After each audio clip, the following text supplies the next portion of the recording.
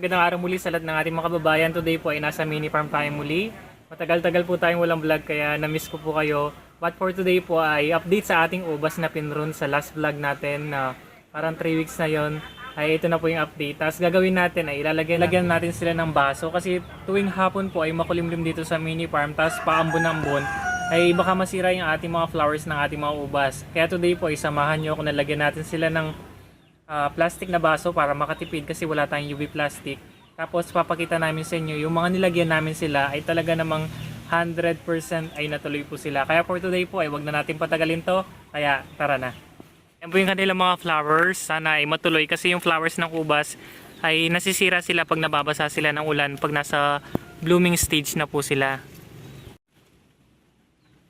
Ayan, ang kailangan lang natin para lagyan natin yung ating mga flowers ng ubas ay baso. Itong basong ito ay mura lang, parang isang pakete or isang balot ay 50 pieces. Ang gagawin lang natin siya, ikat lang natin sa ating gunting. Ayan. Tapos hanggang half lang dito. Huwag po buo.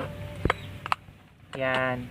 Bali yan. Okay na siya. Ayan, pag ganyan po kasi yung ubas ay nasa blooming stage na sila, ayan po yung bawal mabasa ng ulan. Pag nabasa po ay nasusunog sila na parang mangga. Kaya pag nasa pre-blooming stage na sila, hindi pa nag-o-open, ay maganda lagyan na po ng baso. Lalagay po ay napakadali lang, ayan.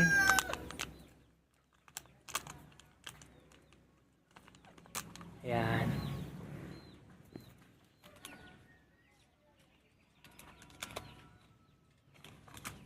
Ayan, pag meron na silang ganyan, kahit umulan, umambon, ay talagang hindi sila masisira. Kasi parang yan na po yung pinaka UV plastic natin. Wala po kasi tayong pampatayo ng UV plastic kasi ang mahal po ng greenhouse na gano'n. Pag nalagyan natin sila ng ganyan, count lang tayo ng 5 days mula sa pagka-bloom niya, ay pwede na po nating i-remove yun kasi munggo size na sila nun. Ginagawa lang po yung paglalagay ng mga plastic na gano'n pag po nagbabadya na umulan. Pero kung po talaga nilalagyan namin kasi laging hapon ay naulan po. Pero pag ganito na sila, ayan, ay buo na po yung bunga kahit hindi na po lagyan yan ay talagang nakaligtas na po sila. So ayun, napakadali lang pong gawin. Pero pag ganito na sila size yung mga berries nyo, ay kahit hindi na lagyan yan, nahintayin na lang natin silang mahinog. Kaya yan nakakatuwa. Ang gagawin naman natin ay magtatanggal tayo ng mga baso dun sa mga unang tinakpan namin ng mga baso kasi munggo size na po sila. Kaya hindi sila sabay na inano, ay yung una po ay pinron namin ng pakuna, tapos after 2 weeks ay dito kami nag-prune. Namin sila pinagsabay-sabay i-prune. Nauna po ng 2 weeks yung dito, tapos after 2 weeks ay ito naman yung pinrune namin para hindi sila sabay ma-harvest at maraming naka-display dito sa ating mini farm. Kaya i-check natin yung ngayon dito.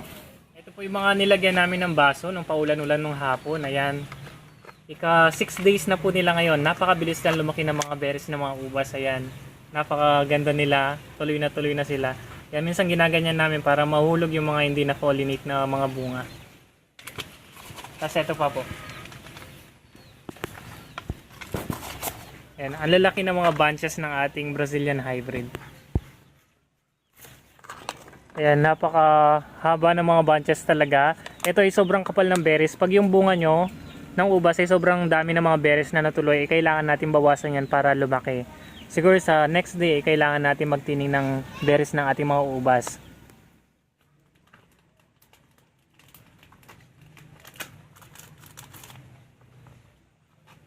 Ayan, napakarami pong bunga ng ating ubas. Yan pa po yung mga iba. Ayan, ito, tamang-tama po ito. Pag ganyan sila, pwede nang i-remove yung plastic sa ika 5 days. Yun po kasi yung medyo malalaki na. Parang 7 days po yun. Ayan po, nagtanggal na rin kami ng mga old leaves ng ating mga ubas para yung nutrients ay nakapokus sa mga bunga ng ating mga ubas para lumaki talaga yung kanilang mga bunga.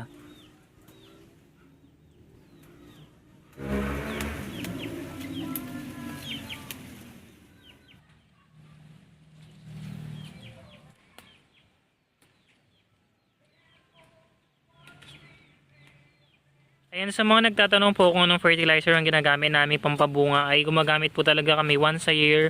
Ay meron silang tag-isang sako ng cow dung or carabao dung po. Yan po kasi kumpleto ng nitrogen yan, phosphorus, potassium na kailangan ng ating puno ng ubas or anumang klaseng halaman yan. Tapos bago i-prune po ay pang suporta ay Triple 14 po, complete fertilizer. Ang ubas natin dito ay sa Mother's Day sakto at saka sa katapusan ng May ay marami tayong harvest na ubas na Brazilian hybrid ay talaga namang napakatamis niya. Then may konting oras po ay nagtining na rin kami. Ay kailangan talaga bawasan sila ng mga berries para magkaroon sila ng spacing. Kasi kung hindi natin sila babawasan, ay hindi po lalaki yung bunga ng kanilang mga berries kasi masikip. Pero pag maluwag, ay talagang mas malaki pa sa all size yung berries nila. Ayan, napakadali lang pong mag-alaga ng ubas. At kung bago ka lang sa aming channel, huwag niyo pong kalimutang mag-subscribe and follow niyo po ako sa aking Facebook account. Diyan po yung mga inquiries at mga tanong. Thank you for watching po.